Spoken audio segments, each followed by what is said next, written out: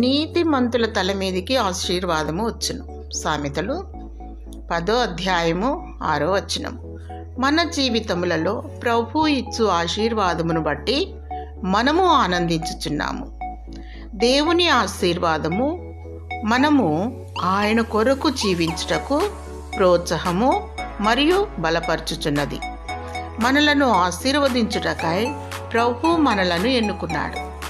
కొంతమంది ఆశీర్వాదమునకు నిమగ్నులై ఆశీర్వాదమునకు కర్తయగు దేవుని మర్చిపోచున్నారు. బాధాకరం కదా. నమ్మకమైన ప్రభువు, నీ సంతతి మీద నా ఆత్మను కృమ్మరిస్తాను, నీకు పుట్టిన వారిని ఆశీర్వదిస్తానని ప్రభు వాగ్దానం చేశాడు. ఆత్మ కృమ్మరింపు మరియు ఆశీర్వాదం. అవును ప్రియులారా, మన దేవుడు ఆత్మస్వరూపి కనుక మనలను ఆశీర్వదించుచున్నాడు. యెహోవా ఆశీర్వాదం ఐశ్వర్యం ఇచ్చును. నరుల కష్టము చేత ఈ ఆశీర్వాదం ఎక్కువ కాదు. నేను శ్రమపడి సంపాదించాను, నా కష్టము కొలది ఆశీర్వదింపబడ్డాను అనడం పొరపాటు. అబ్రహాముకు దేవుడు తోడై ఉండెను కనుక ఆశీర్వదింపబడ్డాడు.